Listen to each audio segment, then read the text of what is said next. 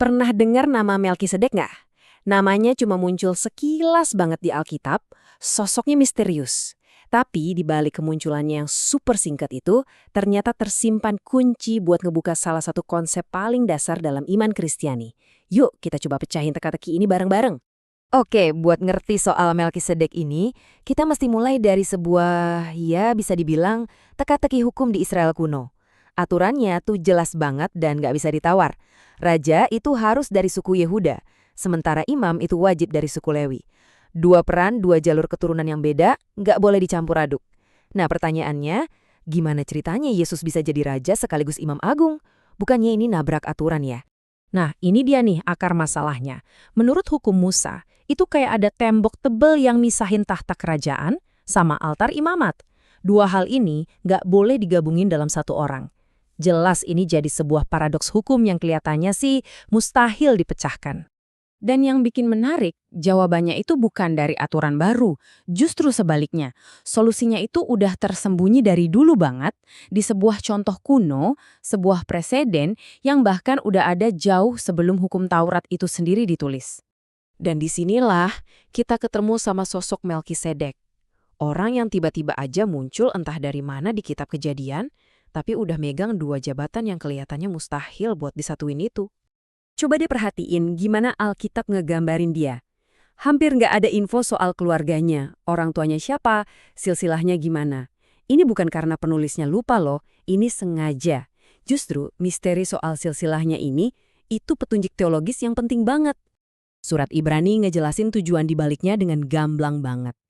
Dengan nggak punya catatan awal dan akhir, Melkisedek itu jadi kayak cetak biru atau prototipenya Kristus. Dia jadi gambaran dari sesuatu yang abadi yang nggak terikat sama silsilah manusia biasa. Nah, ini dia presidennya. Fakta hukumnya. Orang ini, Melkisedek, yang namanya aja artinya raja kebenaran, secara sejarah itu emang seorang raja sekaligus imam. Ini fakta yang udah ada jauh sebelum hukum Musa, makanya posisinya lebih tinggi. Adanya sosok raja imam ini, itu seolah-olah ngebuka satu kategori imamat yang baru sama sekali. Sebuah tatanan yang dasarnya bukan lagi soal garis keturunan atau dari suku mana kamu berasal, tapi berdasarkan penunjukan langsung dari Tuhan. Jadi, kita bisa lihat ada dua model imamat yang beda banget. Yang pertama, imamat Lewi. Ini tuh kayak bisnis keluarga ya, diwarisin turun-temurun dari bapak ke anak. Tapi ya gitu, terbatas sama kematian. Nah yang kedua, tatanan Melkisedek. Ini beda, ini kayak mandat langsung dari Tuhan. Ditetapkan pakai sumpahnya sendiri, makanya sifatnya abadi, nggak bisa diganggu-gugat. Dan tatanan imamat yang baru ini bukan cuma ide ngawang-ngawang loh, fondasinya itu kuat banget dibangun di atas 3 pilar utama di Alkitab. Kalau kita ikutin, ketiganya ini nyambung jadi satu benang merah yang lurus, dari janji zaman dulu sampai penggenapannya. Oke, sekarang kita masuk ke puncaknya. Kita bakal fokus ke satu tindakan Melkisedek yang spesifik, unik banget, yang ngebedain dia dari semua imam lain di zamannya. Di zaman di mana semua persembahan itu kurban hewan, Melkisedek ngelakuin sesuatu yang radikal. Dia nggak bawa domba atau sapi, dia bawa keluar roti dan anggur.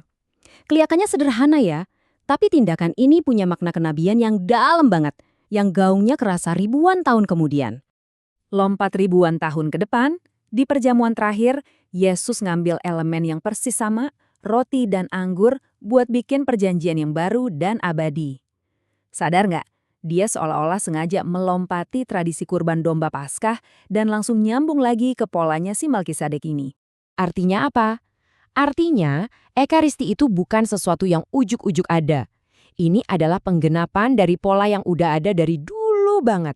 Persembahan Melkisedek itu bayang-bayangnya, dan Ekaristi adalah realitas yang ditunjuk oleh bayangan itu. Sempurna?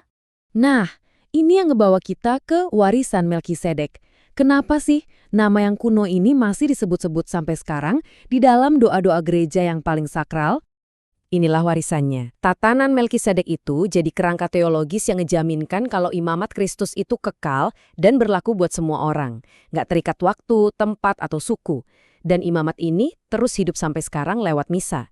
Jadi setiap kali seorang imam mempersembahkan roti dan anggur, sebenarnya dia itu lagi bertindak dalam satu imamat yang sama. Imamat abadi Kristus menurut tatanan Melkisedek. Coba deh kita renungin sebentar. Kemunculan Melkisedek itu kan cuma sekilas, sebentar banget di Alkitab. Tapi ternyata itu jadi salah satu kunci paling penting dalam seluruh rencana keselamatan Tuhan. Ini bikin kita mikir ya, jangan-jangan momen-momen singkat dalam hidup kita, ketemu orang nggak sengaja, perbuatan kecil yang kita lakuin, itu juga sebenarnya bagian dari sebuah rencana agung yang belum kita sadari sepenuhnya?